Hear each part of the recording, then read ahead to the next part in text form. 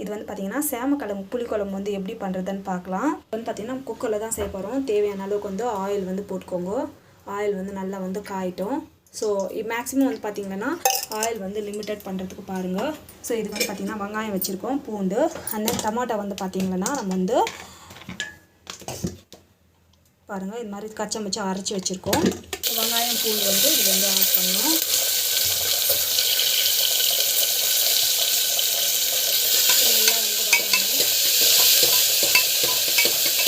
So இது வந்து பார்த்திங்கன்னா நல்லா தெரியும். டமாட்டோ வந்து அரைச்சி ஊற்றணும்.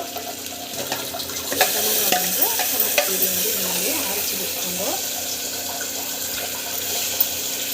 இது வந்து பார்த்திங்கன்னா நல்லா வந்து கலக்கி விடணும். உப்பு வந்து போட்டுக்கலாம், நம்ம தேவையான உப்பு போட்டுக்கலாம். இது பார்த்திங்கன்னா நல்லா வந்து இது வாடி வச்சுக்கோங்க. ஸோ மிளகாத்தூள் வந்து ஆட் பண்ணிக்கலாம்.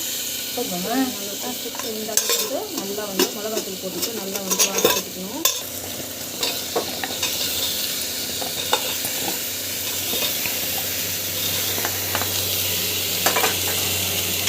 நல்லா வந்து கலக்கிக்கோங்க.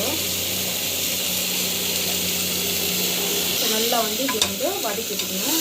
தேவையான அளவுக்கு பெருங்காயம் வந்து ஆட் பண்ணலாம். தேவையான அளவுக்கு தண்ணி வந்து விட்டுக்கலாம். தண்ணி விட்டு நல்லா வந்து வதங்கும். இது வந்து பார்த்தீங்கன்னா நம்ம வந்து தண்ணி வந்து தேவையான அளவுக்கு இது வந்து பார்த்தீங்கன்னா குக்கர் வந்து ஒரு 3 விசில் வர வரைக்கும் நம்ம வந்து வைக்கலாம். வச்ச பிறகு நம்மளுக்கு வந்து பார்த்தீங்கன்னா சூப்பராக வந்து ரெடி ஆகிடும்.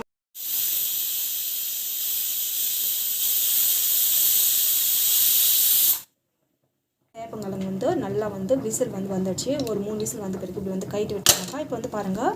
ஸோ புளி வந்து நல்லாக்குன்னு பார்த்தீங்கன்னா இது வந்து ஊற்றிட்டு ஒரு 5 மினிட்ஸ் இருந்தால் போதும். கொச்சிச்சனாவே நம்மளுக்கு வந்து பார்த்திங்கன்னா குழம்பு வந்து சூப்பராக டேஸ்ட்டாக வந்து ரெடி ஆகிடும்.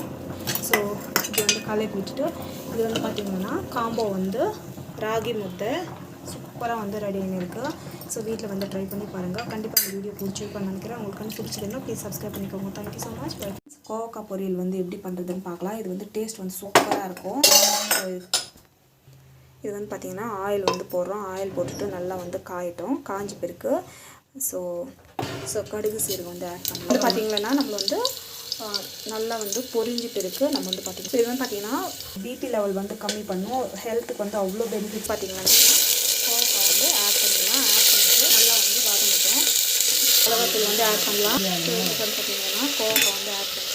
கோவக்காய்க்கு வந்து மிளகா பொடி வந்து ஆட் பண்ணி இதில் வந்து பார்த்திங்கன்னா மஞ்சள் பொடி, தனியா பொடி எல்லாமே இருக்கும். இது வந்து பார்த்திங்கன்னா நம்ம வந்து பெருங்காயம் வந்து ஆட் பண்ணனாக்கா உப்பு வந்து ஆட் பண்ணலாம். கல்லுப்பு வந்து தேவையான அளவுக்கு கல்லுப்பு வந்து ஆட் பண்ணுறேன். ஸோ இது வந்து பார்த்திங்கன்னா நல்லா வந்து இது வதக்கிக்கலாம். பார்த்தீங்கன்னா தண்ணி வந்து தேவையான அளவுக்கு தண்ணி வந்து ஊற்றிடலாம். இது வந்து பார்த்திங்கன்னா ஜஸ்ட் வந்து இது வந்து விசில் போட்டு ஒரு 3 விசில் வந்த பிறகு நம்ம வந்து பார்த்திங்கன்னாக்கா கிரவுண்ட் பொடி வந்து அடைச்சி வந்து இதில் விடலாம். ஸோ உப்பு பத்தலைன்னா இப்போ பார்த்து போட்டுக்கோங்க. பார்த்திங்கன்னாக்கா நல்லா வந்து விசில் வந்த பிறகு இந்த மாதிரி வந்து வச்சு முடியுது. ஸோ இதுக்கு வந்து பார்த்திங்கன்னா நம்ம வந்து கடலக்காய் பருப்பு வந்து ஆட் பண்ணுறோம். ஸோ இது வந்து பார்த்திங்கன்னா நல்லா வந்து இப்படி வந்து கலக்கிட்டுக்கலாம்.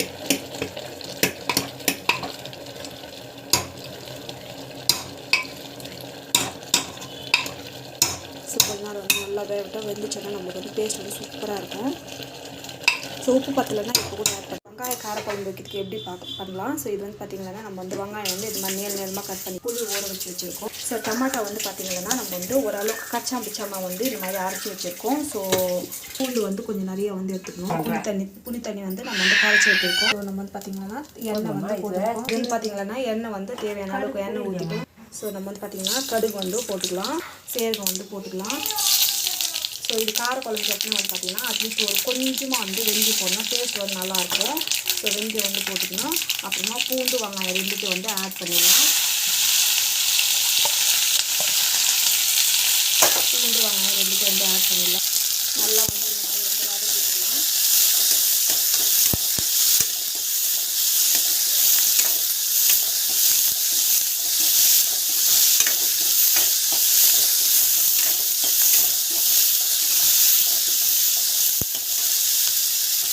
பார்த்திங்கன்னா நல்லா வந்து வதக்கிக்கலாம்.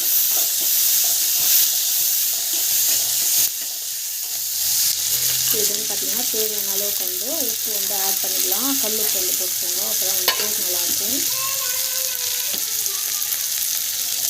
இது நல்லா வதங்கணும்.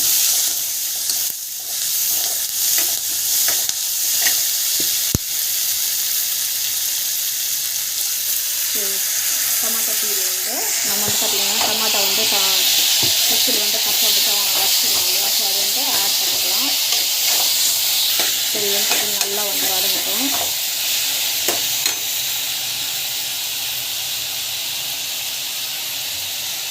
பெருங்காயம் வந்து ஆட் பண்ணிக்கணும். நல்லா வந்து வதக்கிட்டுக்கோங்க. நல்லா வந்து வதக்கிக்கணும்.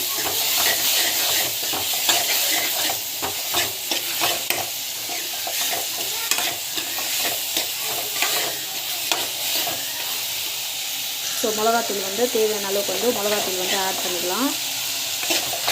நல்லா வந்து இது வதக்கிட்டுக்கோங்க. மிளகாத்தூள் வந்து ஆட் பண்ணிக்கணும். இதில் வந்து பார்த்திங்கன்னா மஞ்சள் பொடி, தனியா பொடி எல்லாமே இருக்கும். இப்போ வந்து பார்த்திங்கன்னா புளி கரைச்சி தண்ணி வந்து ஊற்றிக்கலாம்.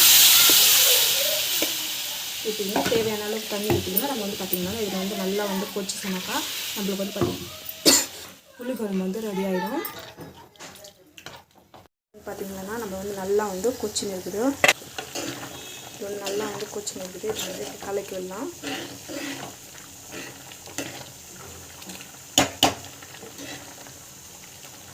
ஸோ 10 to 15 மினிட்ஸ் வரைக்கும் இருந்தாக்கா டேஸ்ட் வந்து சூப்பராக இருக்கும். கொஞ்ச நேரம் வந்து கொச்சிச்சுன்னா நம்மளுக்கு வந்து சூப்பராக வந்து ரெடி ஆகிடும். டேஸ்ட் வந்து சூப்பராக இருக்கும். இது வந்து பார்த்திங்கன்னா நல்லா வந்து கொச்சின்னு இருக்குது பாருங்கள். நல்லா வந்து சலசலான்னு கொதிக்குது. ஒரு 10 to 15 மினிட்ஸ் இந்த பிறகு நம்ம வந்து கேஸ் ஆஃப் பண்ணிட்டோம்னா சூப்பராக வந்து நம்மளுக்கு காரக்குழம்பு வந்து ரெடி ஆகிடும்.